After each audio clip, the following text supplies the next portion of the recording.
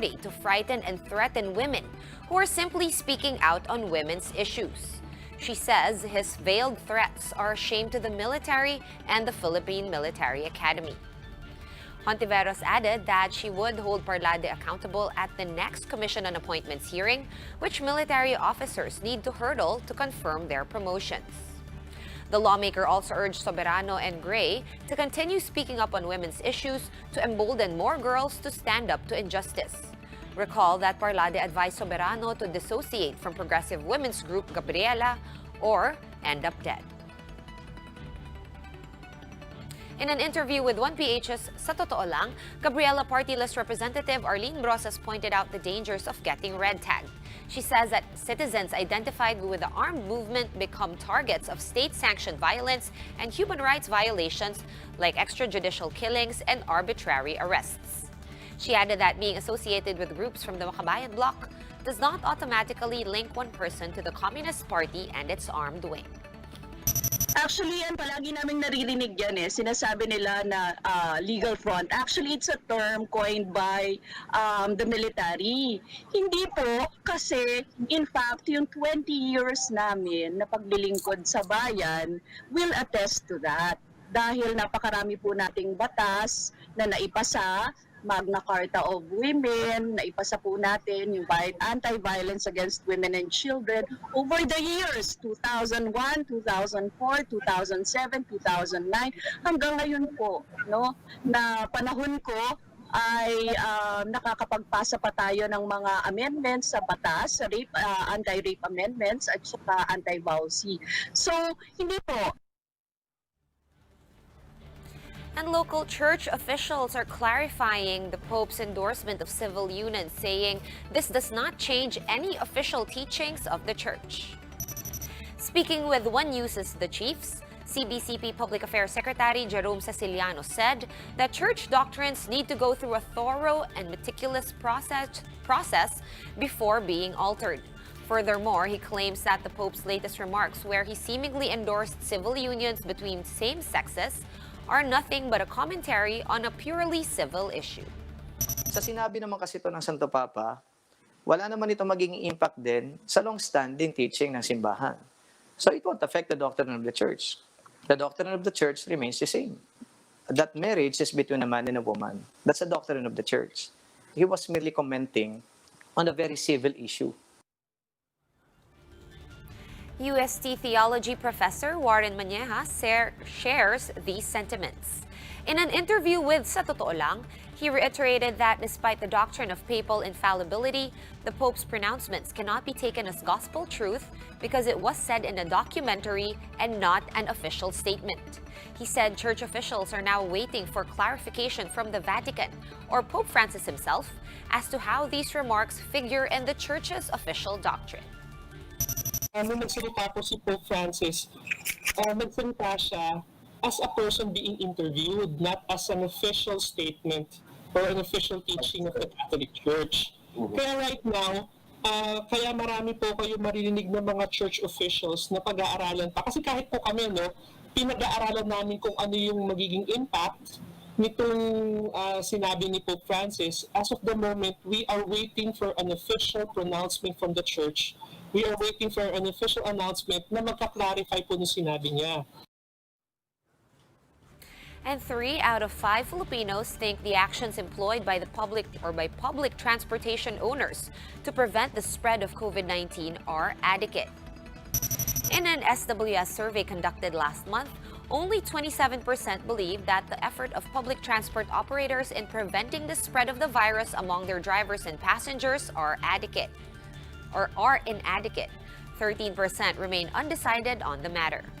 Note that this survey was conducted when most areas in the country was already under Modified General Community Quarantine or MGCQ. A total of 1,249 Filipinos aged 18 and above were enlisted as respondents for the survey. Now on to the weather, we should all brace for more rain as the State Weather Bureau is monitoring another low-pressure area nearing the eastern coast of Mindanao. Pag-asa says the LPA is bound to enter the PAR today and is expected to progress into a tropical cyclone soon. The Weather Forecasting Agency says that the weather disturbance will likely make landfall over southern Luzon and the Visayas, though they have yet to release a timetable for this. We'll be back with more stories after this quick break. Stay with us here on One News.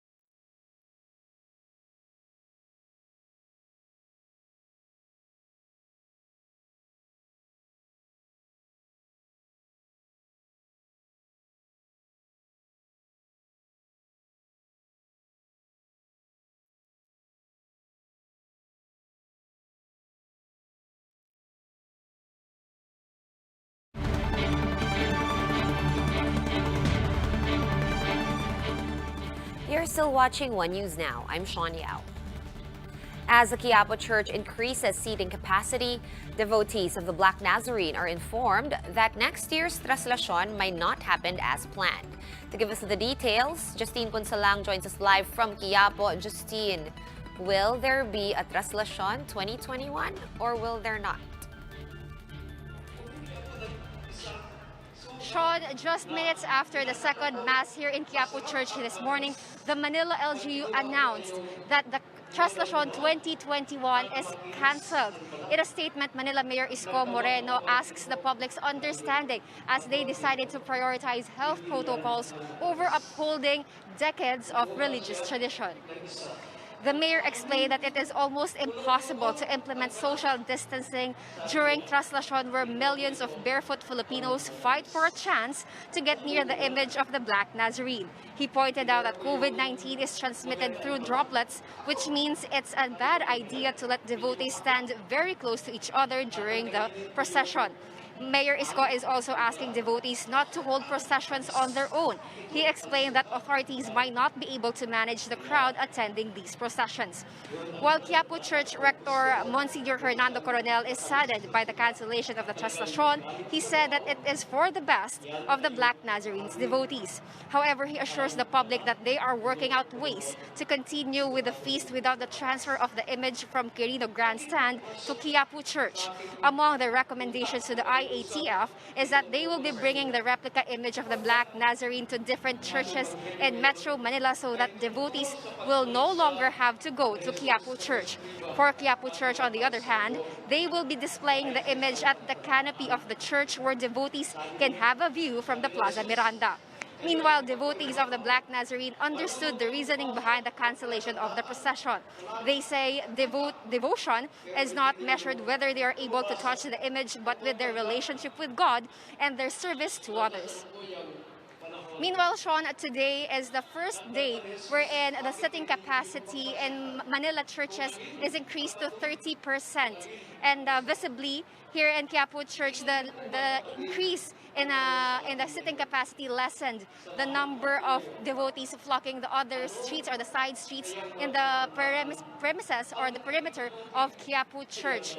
And the Plaza Miranda provided just enough space to accommodate all devotees who wanted to attend the Mass. Sean? All right, thank you very much for that update from Plaza Miranda. Justine Punsalang of News 5. Meanwhile, the TNT Tropangiga and the Alaska Aces both extended their winning streaks as they emerged victorious in last night's doubleheader. RR Pugoy exploded for 20 points, 7 rebounds, 4 assists, and 3 steals to lead TNT to their 5th straight victory, toppling the Blackwater Elite 109-96. It was once again a hot shooting night for the Tropang Giga as they shot 46% from the field, including 13 for 35 from Rainbow Country. The team also dominated the paint, converting some 42 points. In Game 2, it was Vic Manuel who delivered big guns down the stretch to preserve Alaska's winning streak to 3 games. That handed the Rain or Shine Elasto Painters their first loss in a very close 89-88 decision. Manuel scored 6 points in the final 2 minutes, finishing with 18 markers and 7 boards to secure the win. The action continues today with both NLEX and Magnolia hoping to get their second win off the conference, up against Meralco and Phoenix, who are now at an even 2-2. This weekend, Terra Firma will go up against Northport, while San Miguel will suit up against Alaska on Saturday. Come Sunday, it's the Rain or Shine Elasto Painters versus Blackwater, and the Barangay Ginebra going up against the Magnolia Hotshots. For more updates, visit News 5, the Philippine Star, and Business World online. Visit our website, onenews.ph, for more in-depth analysis. You can also catch One News on the Signal Play app. Register for a free account at www.signalplay.com and stream One News live anytime, anywhere. I'm Sean Yao. We are One News.